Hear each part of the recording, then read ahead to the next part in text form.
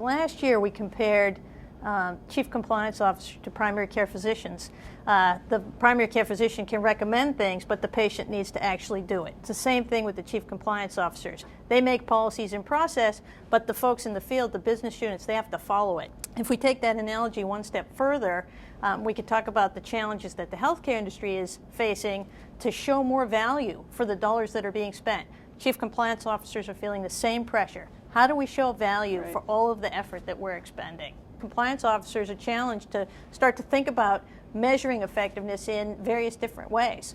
And I don't think the tools are necessarily there yet to help them, but certainly they're starting to think about it in that way. Do we think the metaphor still holds true? I think the metaphor is very relevant. So this year we also were able to separate out the industries and the data that each of those gave. Any interesting observations there? Yeah, I think overall, the survey is showing what we're seeing anecdotally, which is the less heavily regulated or less regulated industries starting to invest in compliance and putting the compliance structures in place. For example, when you look at the study, you look at manufacturing, you look at technology that are historically less regulated, and now they've got compliance officers, they've got compliance departments, and so folks that are looking at this that might be thinking about it and wondering what their peers are doing, they'll start to see their peers are doing the same thing. Even in terms of what areas compliance folks are talking about, they're focusing on in the future, and they're talking about emerging regulation as being one of their higher areas of focus because they realize it's complicated. Clearly, chief compliance officers continue to be concerned about what's going to happen in their industries from a regulatory perspective, but as well sort of where their businesses are going.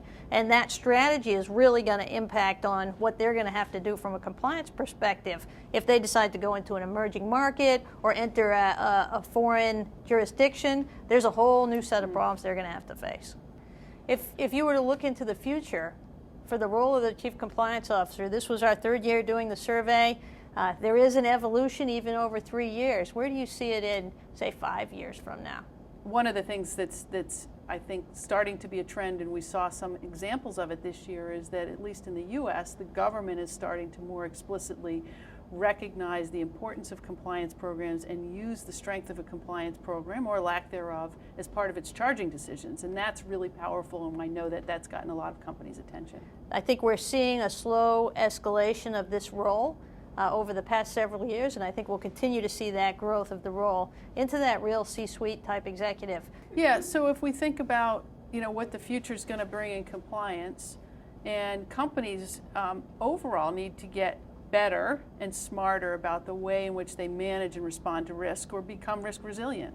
Yes, building the risk resilient organization, right? Being responsive to the risks that are out there and being able to adapt and address them in a proactive and a timely manner is certainly going to be the goal of a lot of organizations as they go forward.